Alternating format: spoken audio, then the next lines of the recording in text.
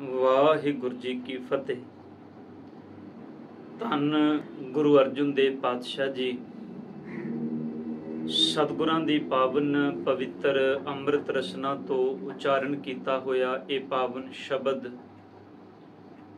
ਅੱਜ ਭਾਦੋ ਦੇ ਮਹੀਨੇ ਦਾ ਇਹ ਪਾਵਨ ਉਪਦੇਸ਼ ਆਪ ਜੀ ਨੇ ਸਰਵਣ ਕੀਤਾ ਹੈ। ਆਓ ਸਾਧ ਸੰਗਤ ਇਸ ਪਾਵਨ ਮਹੀਨੇ ਦੇ ਅੰਦਰ ਸਤਿਗੁਰਾਂ ਦੇ ਬਖਸ਼ਿਸ਼ ਕੀਤੇ ਉਪਦੇਸ਼ ਨੂੰ ਆਪਾਂ ਗੁਰੂ ਦੀ ਬਾਣੀ ਵਿੱਚੋਂ ਸਤਿਗੁਰ ਦੇ ਅੰਮ੍ਰਿਤ ਬਚਨਾਂ ਵਿੱਚੋਂ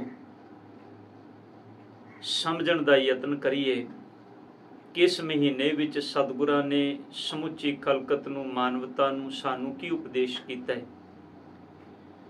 ਧੰਨ ਗੁਰੂ ਅਰਜਨ ਦੇਵ ਪਾਤਸ਼ਾਹ ਜੀ ਬਖਸ਼ਿਸ਼ ਕਰਦੇ ਨੇ, ਭਾਦੋਏ ਭਰਮ ਭੁਲਾਣੀਆਂ ਦੂਜੈ ਲੱਗਾ ਹੇਤ। ਸਾਧ ਸੰਗਤ, ਜਿਵੇਂ ਜਿਵੇਂ ਰੁੱਤਾਂ ਤਬਦੀਲ ਹੁੰਦੀਆਂ ਨੇ, ਉਹਨਾਂ ਰੁੱਤਾਂ ਦੀ ਤਬਦੀਲੀ ਦੇ ਨਾਲ ਜੋ ਮਨੁੱਖੀ ਤਨ ਤੇ ਇਹਨਾਂ ਰੁੱਤਾਂ ਦਾ ਅਸਰ ਹੁੰਦਾ ਹੈ, ਸਤਿਗੁਰ ਨੇ ਉਸ ਵਿੱਚੋਂ ਸਾਡੇ ਸਾਹਮਣੇ ਕੀਮਤੀ ਉਪਦੇਸ਼ ਬਾਣੀ ਦੇ ਵਿੱਚ ਬਖਸ਼ਿਸ਼ ਕੀਤਾ ਹੈ। ਜਿਵੇਂ ਦਾਤਾਰ ਪਿਤਾ ਜੀ ਨੇ ਸਾਵਨ ਦੇ ਮਹੀਨੇ ਦੀ ਗੱਲ ਕਰਦਿਆਂ ਪਾਤਸ਼ਾਹ ਜੀ ਨੇ ਇਹ ਬਚਨ ਕਹੇ ਸਨ ਕਿ ਸਾਵਨ ਸਰਸੀ ਕਾਮਨੀ ਚਰਨ ਕਮਲ ਸਿਉ ਪਿਆਰ, ਮਨ ਤਨ ਰਤਾ ਸੱਚ ਰੰਗ ਇੱਕੋ ਨਾਮ ਆਧਾਰ। ਫਿਰ ਸਭ ਕਹਿਣ ਲੱਗੇ ਵਣ ਤ੍ਰਿਣ ਪ੍ਰਭ ਸੰਗ ਮੋਲਿਆ ਸਮਰੱਥ ਪੁਰਖ ਅਪਾਰ। ਵੀ ਜਿਵੇਂ ਸਾਵਨ ਦੇ ਮਹੀਨੇ ਦੇ ਅੰਦਰ ਮੀਂਹ ਪੈਣ ਦੇ ਨਾਲ ਵਨਸਪਤੀ ਹਰੀ ਹੋ ਜਾਂਦੀ ਹੈ, ਇਸੇ ਤਰ੍ਹਾਂ ਜਿਸ ਜੀਵ ਆਤਮਾ ਦਾ ਪਿਆਰ ਗੁਰੂ ਦੇ ਸ਼ਬਦ ਨਾਲ ਬਣ ਜਾਏ, ਜਿੰਦੇ ਜੀਵਨ ਦੇ ਅੰਦਰ ਸਤਿਗੁਰ ਦੀ ਕਿਰਪਾ ਦਾ ਮੀਂਹ ਪੈ ਜਾਏ, ਉਹਦਾ ਜੀਵਨ ਵੀ ਆਤਮਿਕ ਤੌਰ ਤੇ ਹਰਿਆ ਹੋ ਜਾਂਦਾ ਹੈ। ਉਹਦੇ ਜੀਵਨ ਵਿੱਚੋਂ ਵੀ ਕਲ ਕਲੇਸ਼, ਹੋਰ ਦਵੈਸ਼ ਤੇ ਅਨੇਕਾਂ ਵਿਕਾਰ ਜਿਹੜੇ ਨੇ ਉਹ ਖਤਮ ਹੋ ਜਾਂਦੇ ਨੇ।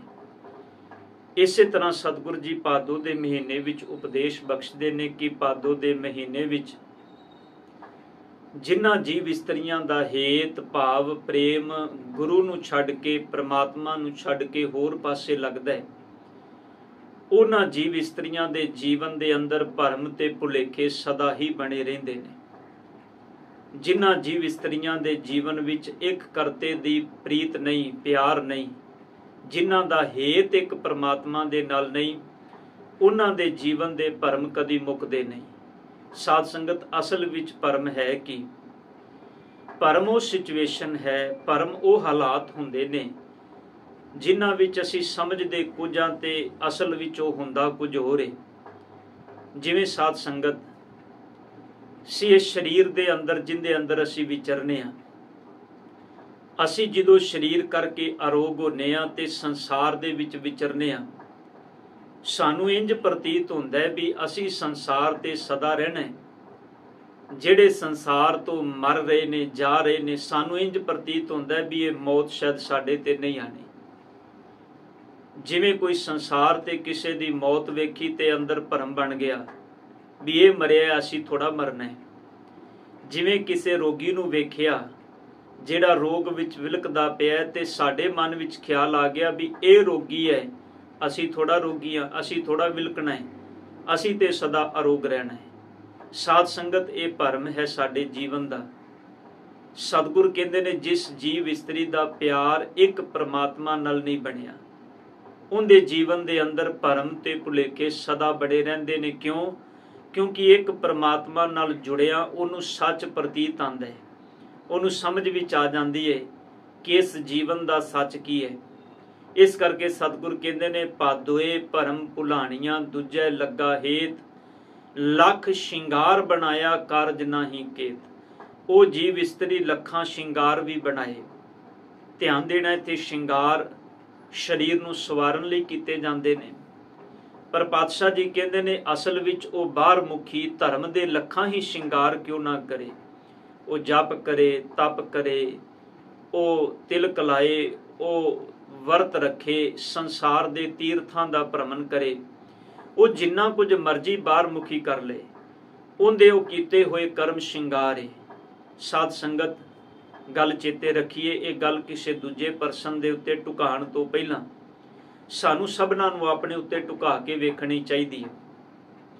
मान लो मैं किसी वेग दे विच आके अमृत छक लिया, अमृत दी दात ले लईए, मैं सोहनी 5 ककारी वर्दी अपने तन ते पा लई ते इस वर्दी नू पान तो बाद हुण मेरे मन अंदर एक भरम बन गया, जे मैं बाणी नू नहीं पढ़दा, जे मैं बाणी नू नहीं समझदा, जे मैं गुरु दी उपदेश अनुसार जीवन नहीं जिउंदा ते मैं ये सोच रहा भी शायद मैं बड़ा चंगा बन गया।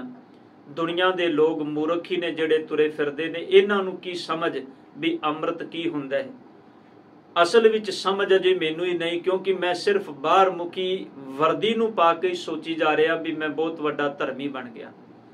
ये साध संगत बिल्कुल इसे तरह की गल है जिवें कोई बंदा बाजारों जाए, बाजार विच जाके किसी डॉक्टर की वर्दी खरीद के ले आवे, उस वर्दी नू अपने तन ते पा ले ते 2-4 डॉक्टरां वाले वो जिहड़े डॉक्टरां दे हथियार हुंदे ने, भाव जिन्हां नाल वो चैकअप करदे ने, वेखदे ने, वो 2-4 चीज़ां भी खरीद के ले आवे ते वर्दी पा के ते गली मुहल्ले दे विच तुरिया फिरे ते ये लोकां नू आखे भी मैं ते डॉक्टर बन गया, वेखो मैं डॉक्टर वाली वर्दी पा ली है। ते लोग कहणगे भाई तू सिर्फ वर्दी पाई है, पहरावा पाया, भेख पाया, जे डॉक्टर बनना है तो तेनू डॉक्टर वाली पढ़ाई करनी पएगी। इस तरह जे धर्मी बनना है तो धर्म नू सीखना पएगा, धर्म नू कमाना पएगा। धर्म कमाया तो बिना कदी जीवन विच आउंदा नहीं। असल विच साडे जीवन दा सब तो वड्डा भरम ही है। साध संगत मुहम्मद साहब जी दे जीवन दी एक बड़ी प्यारी घटना है। वो रोज सवेरे अमृत वेले नमाज पढ़न दे लई सूरज निकलण तो पहला अमृत वेले सवखते उठ के वो मस्जिद विच जांदे सन। उन्हां दा छोटा जिहा पुत्रा सी, 5-6 साल दी जिहदी उम्र सी। उन्हें भी एक दिन अपने दादू नू कहा भी दादू जान मैनू भी अपने नाल लैके जाओ, मैं भी तुहाडे नाल जाना चाहना।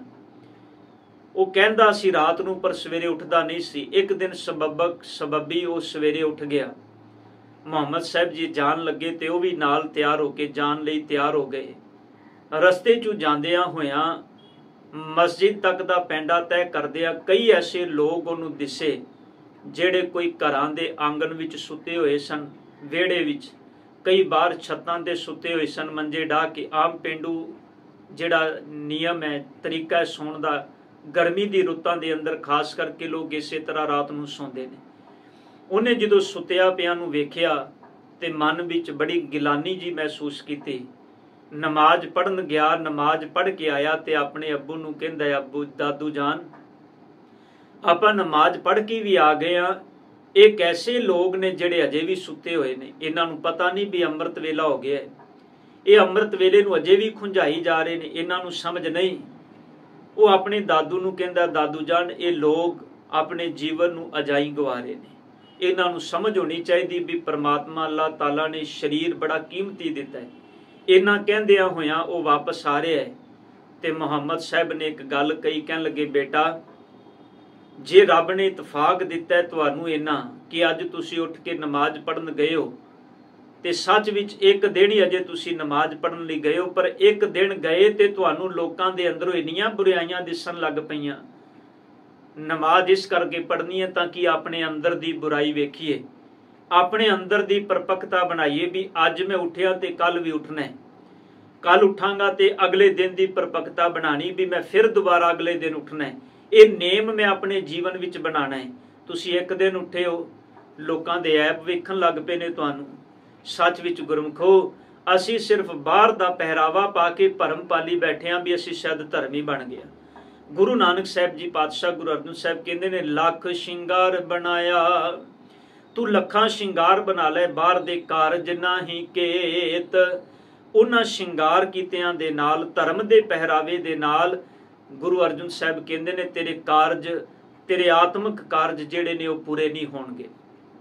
भाव तेरे मन दे अंदर जिहड़ा सच रूपी पदार्थ टिकना है, तेरे अंदर जिहड़े दया संतोख धीरज वर्गे गुण पैदा होने ने, वो सिर्फ बाहर दे शिंगार दे नाल पैदा नहीं होणगे।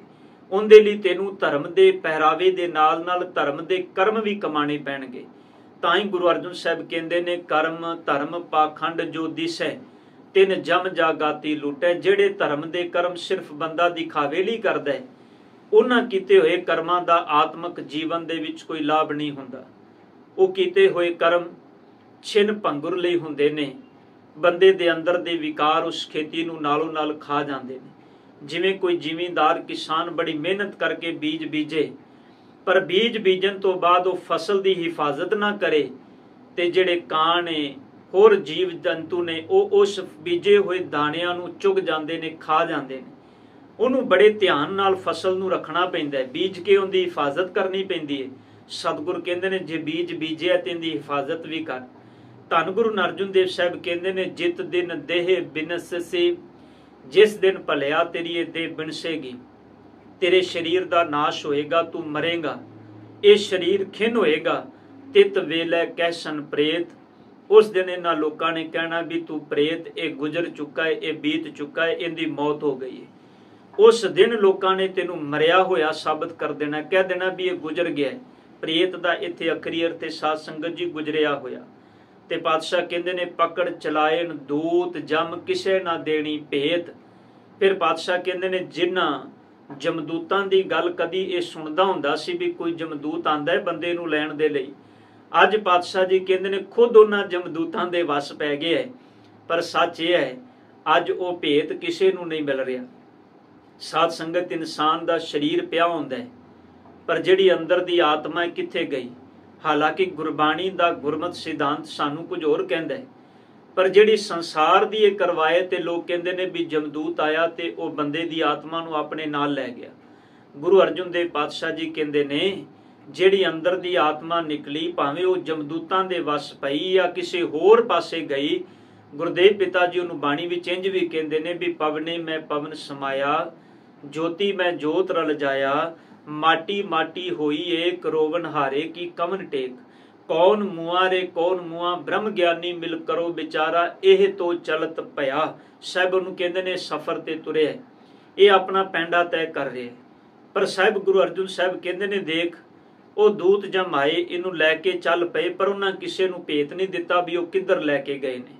ਖਿਆਲ ਕਰਿਓ ਸਾਧ ਸੰਗਤ, ਬੰਦਾ ਸੰਸਾਰ ਵਿੱਚ ਆਪਣੇ ਆਪੇ ਨੂੰ ਸਵਾਰਨ ਦੇ ਬੜੇ ਯਤਨ ਕਰਦਾ ਹੈ, ਬਾਹਰ ਮੁਖੀ ਬੜੇ ਢੰਗ ਤਰੀਕੇ ਅਪਣਾਉਂਦਾ ਹੈ, ਪਰ ਸਤਿਗੁਰ ਕਹਿੰਦੇ ਨੇ ਬਾਹਰ ਮੁਖੀ ਬਣਾਈਆਂ ਮਹਿਲ ਮਾੜੀਆਂ ਧਨ ਅਸਬਾਬ ਸਭ ਇੱਥੇ ਰਹਿ ਗਿਆ, ਪਰ ਉਹ ਜੀਵ ਆਤਮਾ ਨੂੰ ਅੰਦਰੋਂ ਕਿੱਥੇ ਲੈ ਕੇ ਗਏ ਉਹਨਾਂ ਭੇਤ ਨਹੀਂ ਦਿੱਤਾ, ਦੱਸਿਆ ਨਹੀਂ ਵੀ ਕਿੱਥੇ ਲੈ ਕੇ ਗਏ ਨੇ।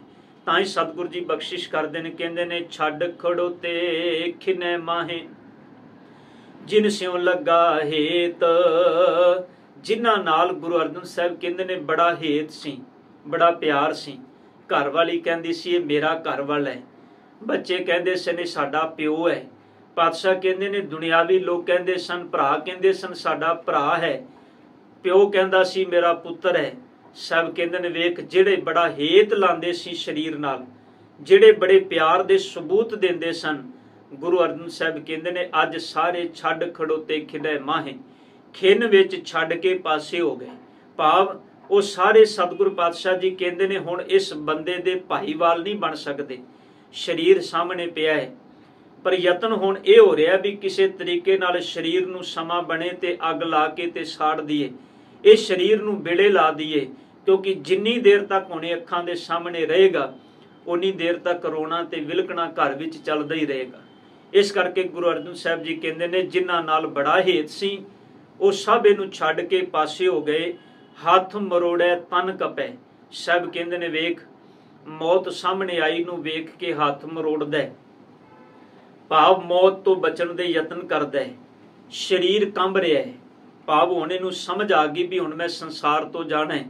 ਇਹ ਬੰਦੇ ਦੀ ਅੰਤਮ ਅਵਸਥਾ ਹੁੰਦੀ ਹੈ। ਸਾਧ ਸੰਗਤ ਜੀ ਭੇਤ ਕਿਸੇ ਨੂੰ ਨਹੀਂ ਮਿਲਦਾ, ਸਾਨੂੰ ਵੀ ਇੰਜ ਪ੍ਰਤੀਤ ਹੁੰਦਾ ਹੈ, ਪਰ ਸਤਿਗੁਰ ਕਹਿੰਦੇ ਨੇ ਜੀਵਨ ਦੇ ਅੰਦਰ ਸਵਾਸ ਕਿਸੇ ਵੀ ਢੰਗ ਨਾਲ ਨਿਕਲਣ, ਭਾਵੇਂ ਬੰਦੇ ਦੇ ਸਵਾਸ ਐਕਸੀਡੈਂਟ ਵਿੱਚ ਨਿਕਲਣ, ਭਾਵੇਂ ਬੰਦੇ ਦੇ ਸਵਾਸ ਬਿਮਾਰੀ ਵਿੱਚ ਨਿਕਲਣ, ਭਾਵੇਂ ਉਹ ਹਾਰਟ ਅਟੈਕ ਵਿੱਚ ਨਿਕਲਣ, ਕਿਸੇ ਢੰਗ ਨਾਲ ਵੀ, ਪਰ ਸਤਿਗੁਰ ਕਹਿੰਦੇ ਨੇ ਜਦੋਂ ਸਵਾਸ ਨਿਕਲਦੇ ਨੇ, ਗੁਰੂ ਅਰਜਨ ਦੇਵ ਪਾਤਸ਼ਾਹ ਕਹਿੰਦੇ ਨੇ ਹੁਣ ਹੱਥ ਮਰੋੜੈ ਤਨ ਕਪੈ। ਹੱਥ ਮਰੋੜਦਾ ਹੈ, ਦੱਸਣ ਦਾ ਯਤਨ ਕਰਦਾ ਹੈ, ਸਰੀਰ ਕੰਬਦਾ ਹੈ। ਸਿਆਹੋ ਹੋਆ ਸੇਤ ਤੇ ਜਿਹੜਾ ਸਰੀਰ ਹੈ ਸਤਿਗੁਰ ਕਹਿੰਦੇ ਨੇ ਉਹਨੂੰ ਕਾਲੇ ਤੋਂ ਪੀਲਾ ਪੈਣਾ ਸ਼ੁਰੂ ਹੋ ਗਿਆ। ਭਾਵ ਇਸ ਸਰੀਰ ਨੇ ਵੀ ਆਪਣਾ ਰੰਗ ਬਦਲ ਦਿੱਤਾ। ਤਾਂ ਹੀ ਗੁਰੂ ਤੇਗ ਬਹਾਦਰ ਸਾਹਿਬ ਕਹਿੰਦੇ ਨੇ ਚੇਤਨਾ ਹੈ ਤੋ ਚੇਤ ਲੈ ਨਿਸ ਦਿਨ ਮੈਂ ਪ੍ਰਾਨੀ, ਛਿਨ ਛਿਨ ਔਦ ਬਿਹਾਤ ਹੈ ਫੂਟੇ ਘਟ ਸਿਓ ਪਾਣੀ।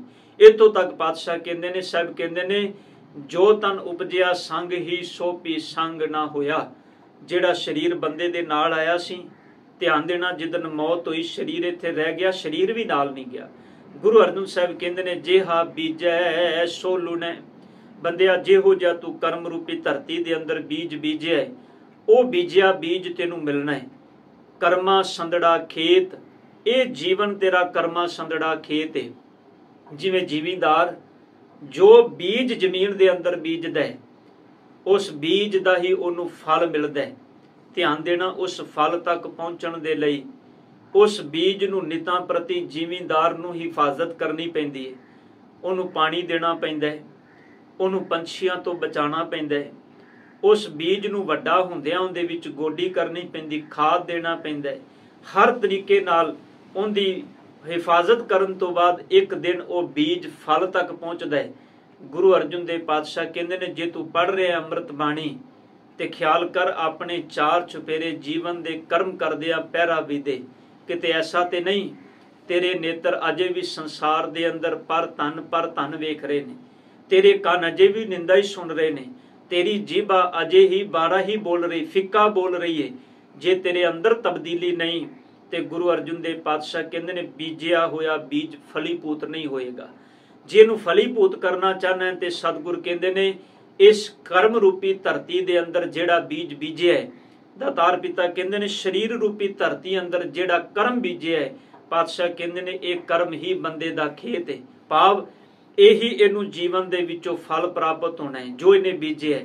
ਜੇ ਚੰਗਾ ਬੀਜਿਆ ਤੇ ਚੰਗਾ, ਜੇ ਮਾੜਾ ਬੀਜਿਆ ਤੇ ਮਾੜਾ। ਧਿਆਨ ਦੇਣਾ ਸਾਧ ਸੰਗਤ, ਇਹ ਹਰ ਇੱਕ ਬੰਦੇ ਦਾ ਜੀਵਨ ਹੈ। ਇਸ ਕਰਕੇ ਧਰਮ ਹਮੇਸ਼ਾ ਬੰਦੇ ਨੂੰ ਚੰਗੇ ਕਰਮਾਂ ਦੀ ਪ੍ਰੇਰਨਾ ਦਿੰਦਾ ਹੈ, ਮਨੁੱਖ ਨੂੰ ਹਮੇਸ਼ਾ ਚੰਗੇ ਕਰਮਾਂ ਵੱਲ ਪ੍ਰੇਰਿਤ ਕਰਦਾ ਹੈ। ਤਾਂ ਹੀ ਗੁਰੂ ਨਾਨਕ ਸਾਹਿਬ ਕਹਿੰਦੇ ਨੇ ਹੱਕ ਪਰਾਇਆ ਨਾਨਕਾ ਉਸ ਸੂਰ ਉਸ ਗਾਏ, ਗੁਰ ਪੀਰ ਹਾਮਾ ਤਾਂ ਭਰੇ ਜਾ ਮੁਰਦਾਰ ਨਾ ਖਾਏ। ਧਰਮ ਦੇ ਮਾਰਗ ਤੇ ਮਾਸ ਖਾਣ ਦੇ ਵਿਸ਼ੇ ਦੇ ਉੱਪਰ ਬੜੇ ਝਗੜੇ ਹੁੰਦੇ ਨੇ। ਗੁਰੂ ਨਾਨਕ ਸਾਹਿਬ ਕਹਿੰਦੇ ਨੇ ਤੂੰ ਬਾਹਰ ਮੁਖੀ ਮਾਸ ਖਾਣ ਦੇ ਝਗੜਿਆਂ ਦੇ ਵਿੱਚ ਤੇ ਪਿਆ ਹੈ, ਪਰ ਜਦੋਂ ਤੂੰ ਸੱਚ ਵਿੱਚ ਕਿਸੇ ਬੰਦੇ ਦਾ ਹੱਕ ਖਾ ਜਾਂਦਾ ਹੈ, ਗੁਰੂ ਨਾਨਕ ਸਾਹਿਬ ਕਹਿੰਦੇ ਨੇ ਉਹ ਵੀ ਤੇ ਮੁਰਦਾਰ ਖਾਣ ਦੇ ਬਰਾਬਰ ਹੈ। ਤੂੰ ਕਿਸੇ ਦਾ ਹੱਕ ਖਾ ਰਿਹਾ ਹੈ, ਸੱਚ ਉਹ ਬੰਦੇ ਨੇ ਘਰ ਜਾ ਕੇ ਇਹਦੇ ਨਾਲ ਆਪਣੇ ਪਰਿਵਾਰ ਦਾ ਗੁਜ਼ਾਰਾ ਕਰਨਾ ਸੀ।